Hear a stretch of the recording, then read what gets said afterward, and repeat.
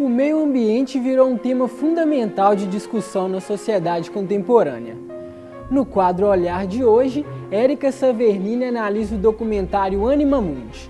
O filme mostra uma ligação tênue entre os seres vivos e a natureza.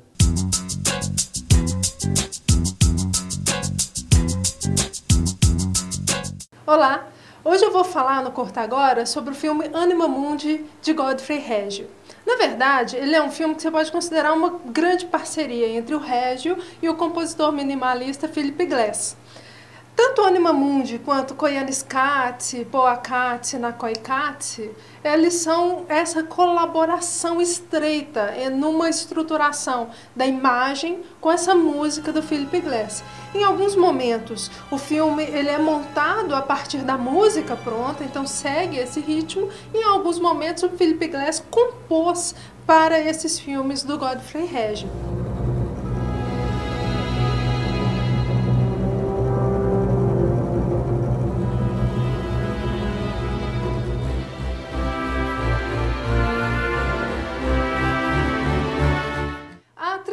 Katsi, os dois primeiros filmes a gente encontra no mercado brasileiro, demorou a sair em DVD, mas a gente encontra, e ele é uma grande estruturação, um grande discurso do Reggio sobre a vida no primeiro mundo, no Koyaanisqatsi, que ele considera uma vida desequilibrada. Então ele mostra como o planeta ele vivia um equilíbrio frágil que o homem rompeu e que a gente vive num ritmo alucinante, desumano no que seria as grandes cidades urbanas.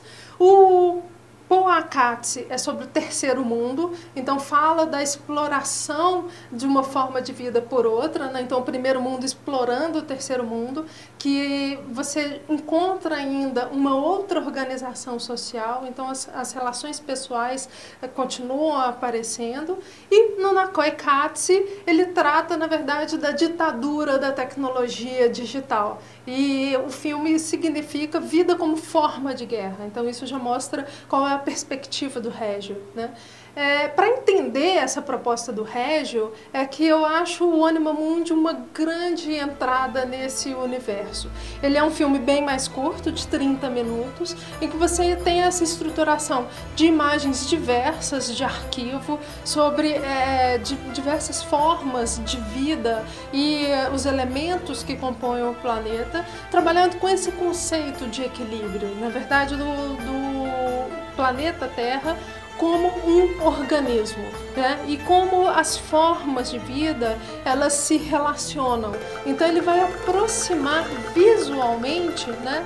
Você vai ter momentos, por exemplo, em que você tem cardumes de peixe sendo aproximados aos bandos de pássaro voando. Então você tem formas parecidas desse planeta. Então o planeta como um grande universo. Dentro dessa crítica que o Reggio faz como um todo, a forma humana dentro desse organismo que é o planeta Terra, a gente verifica, por exemplo, que nesse filme o homem praticamente não tem nenhum papel. Ele trabalha só com as formas vivas e também com alguns elementos do planeta, né, como terra, ar, água, para mostrar essa organicidade. E o homem aparece apenas no momento em que ele mostra o feto. Então essa é a participação humana nessa organização do planeta. O que, na verdade, dentro desse discurso do Reggio, no Anima Mundi e na trilogia Katsi, a gente pode interpretar como essa grande crítica do papel do ser humano nesse desequilíbrio, nessa interferência no equilíbrio que o planeta sempre viveu, né? É uma estrutura interessantíssima, porque você tem todo um discurso sendo construído, mas sem fala alguma. E sem texto também. O único texto que aparece tanto no Anima Mundi quanto na trilogia Katsi é quando você tem, no final do filme, ele coloca a explicação, né, do que significa o título. Então ele parte do Anima Mundi, desse conceito, né, de Anima Mundi significando a alma do mundo, então essa ideia do organismo, surrealismo, né? E na trilogia Qatsi, que é uma palavra de uma tribo indígena norte-americana, em que Qatsi significa vida. Então os prefixos, né, Koyanes, Poa, Enakoi, vão determinar essa diferença das formas de vida que o Régio está tratando nesses filmes.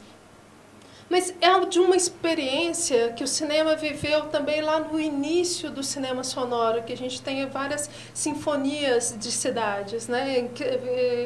Dentre esses filmes, destaca-se O Homem com a Câmera, do Dziga Vertov, em que na própria letreira inicial do filme, o Vertov explicava que a única forma de arte anterior ao cinema, que ele acha que dialoga diretamente com o cinema, seria a música. E o Vertov faz um discurso parecido com o que a gente vai ver, essa sofisticação no Régio, em que você tem só essas imagens articuladas com o som, construindo uma narrativa muito tênue, mas você tem ali um discurso, né? Um discurso do Vertov sobre essa sociedade russa e para essa preparação da Revolução Socialista, né? O Vertov produz um pouco mais de uma década depois da Revolução Russa, né?